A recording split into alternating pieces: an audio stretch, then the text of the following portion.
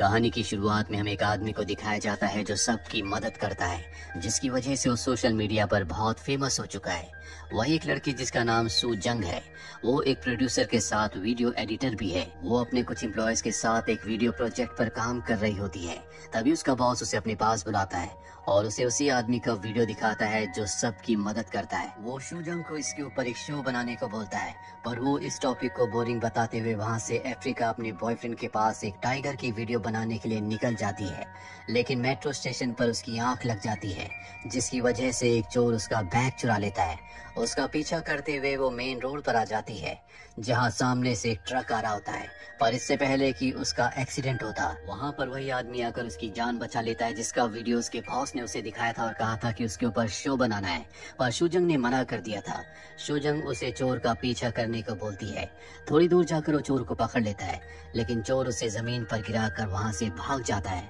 वो आदमी बेहोश हो जाता है, जिसके बाद शूजंग उसके ऊपर पानी डालकर उसे उठाती है और उसे शुक्रिया बोलती है। वो कहता है कि इसमें शुक्रिया की कोई बात नहीं, लोगों की मदद करना मेरा काम है। ये कहकर वो वहाँ से चला जाता है। जब थोड़ी देर बाद शू जंग एक स्कूल के बाहर खड़ी होती है, तभी वहाँ एक गुंडा आकर बच्चों को परेशान करने लगता है। पर तभी वही आदमी एक बार फिर से आकर बच्चों को उस आदमी से बचा लेता है, जो देखकर शू जंग अब उस आदमी के बारे में जानना चाहती है। वो उसका इंटरव्यू लेती है। वो बताता है कि मेरा नाम सुपरमैन है, मैं क्रिप्टोन प्लेनेट से यहाँ पर आया हूँ। इस वक्त मैं एक मिशन पर हूँ। जिस पर शूजंग हंसते हुए कहती है कि सुपरमैन के पास तो सुपर पावर्स हैं और वो तो उड़ भी सकता है, लेकिन तुम तो उस चोर को भी सही से नहीं पकड़ पाए। सुपरमैन उसे बताता है कि मेरे प्लेनेट के एक विलेन ने मेरे सिर के अंदर क्रिप्टोनाइट का एक टुकड़ा डाल दिया है, जिस वजह से मेरी सुपर पावर्स चली गई। लेकिन जैसे वो टुकड़ा बाहर निकलेगा, मैं फिर से उड़ पाऊंगा, मेरी सारी पावर्स मुझे वापस मिल जाएगी। और तभी उसके सर में बहुत तेज दर्द होने लगता है। वो एक च्युइंगम खाता है और बताता है कि इस च्युइंगम को खाने से मेरी लोकेशन का दुश्मन को पता नहीं चलता। शूजंग उसके बारे में जानना चाहती है, इसीलिए वो पूरा दिन उसके साथ बिताने का तय करती है। सुपरमैन थोड़ी दूर जाकर एक रोड पर उल्टा अपने हाथों के बल खड़ा हो जाता है। शूजंग उसे शूट करते हुए पूछती है कि तुम ये क्या कर रहे हो। वो बताता है कि मैं अपनी ताकत से पृथ्वी को सूरज से दूर करने की कोशिश कर रहा हूँ, ताकि नॉर्थ पोल में ग्लोबल वार्मिंग ना हो पाए। शूजंग को उसकी बात समझ में नहीं आती, पर वो पूरा दिन इसी तरह से उसके साथ रहती है। वो देखती है कि वो बहुत अजीब अजीब सी हरकतें कर रहा होता है। वो कभी एक बड़े गुब्बारे को मॉन्स्टर समझ लेता है, कभी वो मशीन से लड़ने लगता है। लेकिन वो इन सब चीजों के साथ साथ उन सभी लोगों की मदद करता है जिन्हें मदद की जरूरत होती है। भले उसके पास सुपर पावर्स नहीं है, लेकिन वो लोगों की मदद करने के लिए पूरी जान लगा देता है। इसके बाद वो एक पार्क में बच्चों को अपनी स्टोरी सुनाता है कि पहले मैं ऑफिस में काम किया करता था, जहाँ एक दिन ब्रिज पर कुछ विलेंस ने बॉम्ब लगा दिया, पर मैंने उनका सामना किया और सबको हरा दिया। सब बच्चे उसकी स्टोरी पर हंसते हैं, पर कहीं न कहीं सब बच्चे उसे पसंद भी करते हैं और उसे सुपरमैन मानते भी हैं। शूजंग अपनी पूरे दिन की वीडियो रिकॉर्ड करके अपने सीनियर को दिखाती है। सुपरमैन की वीडियोस को देखकर वो बहुत खुश हो जाता है और कहता है कि जल्द से जल्द इसका वॉइस ओवर किया जाए, जिससे शूजंग बहुत खुश हो जाती है। अगली सुबह जब शूजंग सो रही होती है, तो सुपरमैन उसके घर आता है, उसे जगाता और कहता है कि तुम यहाँ पर सो रही हो, शहर पर एक मॉन्स्टर ने हमला कर दिया है, हमें अभी जाना होगा। शूजंग को उसकी बातें फालतू लगती है, इसीलिए वो उसे अपने घर से बाहर निकाल देती है। और सुपरमैन कहता है कि तुम्हें अपने जमीर को जगाना होगा, हमें लोगों की मदद करनी होगी। वो जस्टिस की बातें करता है, जिसके बाद शूजंग उसके साथ आ जाती है।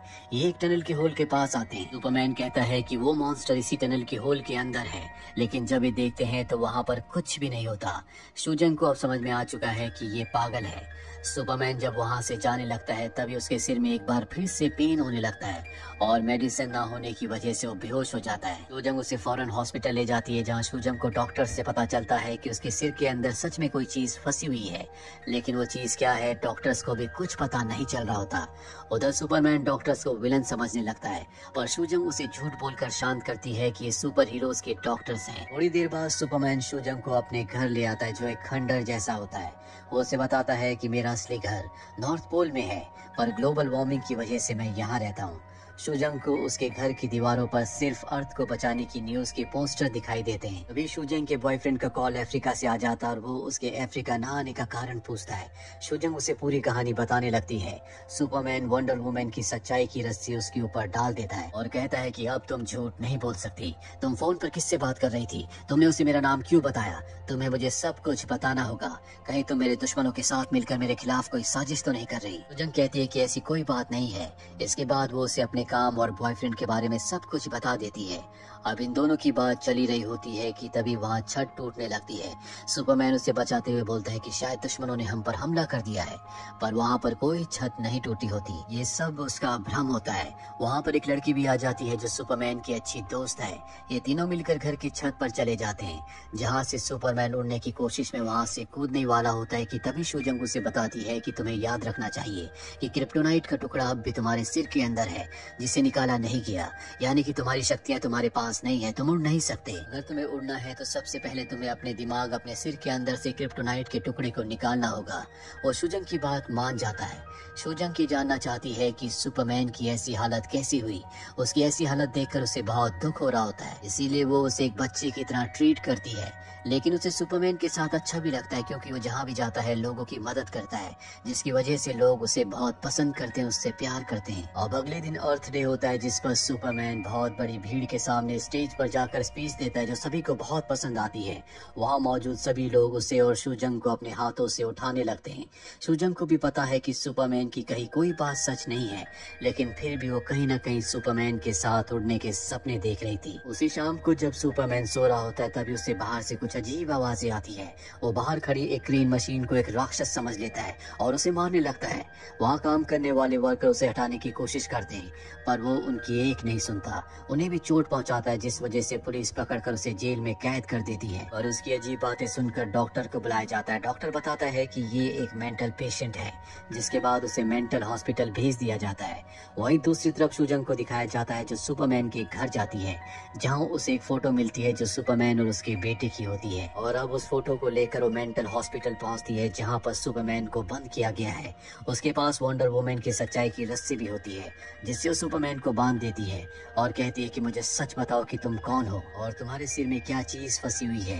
ये सब बातें सुनने के बाद सुपरमैन शूजंग को एक एजेंट समझ लेता है, जो उसके खिलाफ है, इसीलिए वो उसके ऊपर हमला कर देता है। और हॉस्पिटल के लोग वहाँ पर आकर उसे पकड़ कर ले जाते हैं, जिसके बाद वो अपनी अतीत की यादों में खो जाता है। उसे याद आता है कि किस तरह से एक दिन वो अपनी पत्नी और बेटे के साथ कार में जा रहा था। दरअसल इसका नाम ली है। ली जब अपनी पत्नी और बेटे के साथ कार में जा रहा होता है, तभी इनकी कार का एक्सीडेंट हो जाता है। ली का बेटा उसे सुपरमैन मानता है, और अब ली का बेटा जो बहुत ज्यादा जख्मी है, वो अपने डैड ली को सुपरमैन मानता है। वो कहता है कि मैं जानता हूँ कि आप सुपरमैन बनकर मुझे बचा लोगे, मैं 100 तक गिनूंगा, जिसके बाद आप सुपरमैन बन जाना। पर ऐसा कुछ भी नहीं होता। ली सबसे बाहर मदद मांगता है, लेकिन उसकी मदद करने के लिए कोई नहीं आता, जिसके बाद उसके सर में बहुत तेज पेन होता है और वो बेहोश हो जाता है। दरअसल ली ने उस एक्सीडेंट में अपनी पत्नी और बेटे दोनों को खो दिया था। और अब ये बात शूजंग को भी एक आर्टिकल से पता चल जाती है कि उसकी पत्नी और उसका बेटा एक एक्सीडेंट में मारे गए थे, और उसके सिर में क्रिप्टोनाइट का टुकड़ा नहीं है, बल्कि वो एक गोली है। पर सिर में गोली लगने के बावजूद वो जिंदा है, ये चमत्कार से कम नहीं होता। और अब वो ली के यानी सुपरमैन के घर जाती है, जहाँ पर उसे ली के डैड की और उसकी फोटो मिलती है। दरअसल उसके डैड एक गैंगस्टर थे, जो हमेशा सुपरमैन की तरह लोगों की हेल्प करते थे। पर एक दिन गोलीबारी में उसके डैड की मृत्यु हो गई, और एक गोली ली को यानी कि सुपरमैन को भी लगी, जो अब तक उसके सिर में अटकी हुई है। वहीं दूसरी तरफ डॉक्टर्स ने ली का इलाज कर लिया होता है। वो उसका नाम पूछते हैं और वो अपना नाम बिल्कुल सही बताता है। पर अब ठीक होने के बाद वो अपने आसपास के लोगों की मदद नहीं करता। उसे कोई फर्क नहीं पड़ता कि उसके आसपास क्या हो रहा है, बस वो अपनी पत्नी और अपने बेटे की यादों में खोया रहता है। अंदर से वो पूरी तरह से टूट चुका है।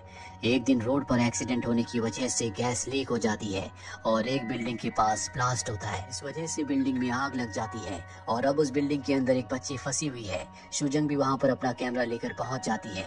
तभी ली यानी कि सुपरमैन भी वहाँ पर आ जाता है। वहाँ खड़े सभी लोग उससे मदद मांगते हैं, क्योंकि वो हमेशा लोगों की मदद किया करता था, लेकिन अब वो किसी की मदद नहीं करना चाहता, क्योंकि उसे पता है कि वो एक आम इंसान है जो अपनी पत्नी और अपने बेटे को नहीं बचा पाया। और तभी बिल्डिंग में फंसी बच्ची की माँ उसके पास आकर उसके हाथ जोड़कर उससे मदद करने को कहती है। वो मदद करने के लिए तैयार हो जाता है। वो अपने ऊपर पानी डालता है ताकि वो बिल्डिंग के अंदर जा सके। शूजंग उसे रोकती है और कहती है कि तुम मत जाओ, तुम कोई सुपरमैन नहीं हो। ऐसा करने से तुम्हारी फैमिली तुम्हें वापस नहीं मिलेगी। अब तुम्हें अपने आप को माफ कर देना चाहिए। सुपरमैन की आंखों में आंसू होते हैं। वो कहता है कि शायद ये मेरा लास्ट मिशन है। इसके बाद वो बिल्डिंग में चला जाता है। बाहर खड़ी मीडिया उसके आने का इंतजार कर रही होती है और तभी सब देखते हैं कि सुपरमैन असल में उड़ते हुए उस बच्ची को अपने साथ नीचे ला रहा है। सूजंग ये देखकर हैरान हो जाती है, पर असल में सच्चाई कुछ और ही होती है। वो उस बच्ची को बचाने के लिए ऊपर से ही कूद जाता है, जिस वजह से बच्ची तो बच जाती है, पर बहादुर सुपरमैन की मृत्यु हो जाती है, जिसे देखकर वहां सबकी आंखों में आंसू आ जाते हैं। पर जो भी काम ली ने यानी कि सुपरमैन ने किया है वो कोई आम इंसान नहीं कर सकता। उसकी इस बहादुरी के चर्चे हर एक न्यूज चैनल में होते हैं। उसकी बॉडी हॉस्पिटल में होती है जहां सूजंग भी है। सूजंग को उसकी मौत से बहुत दुख होता है और वो रोते हुए वहां से बाहर निकल जाती है। इसी के साथ ये फिल्म, ये कहानी यहीं पर खत्म हो जाती है। उम्मीद करते हैं कि ये कहानी आपको पसंद आई होगी।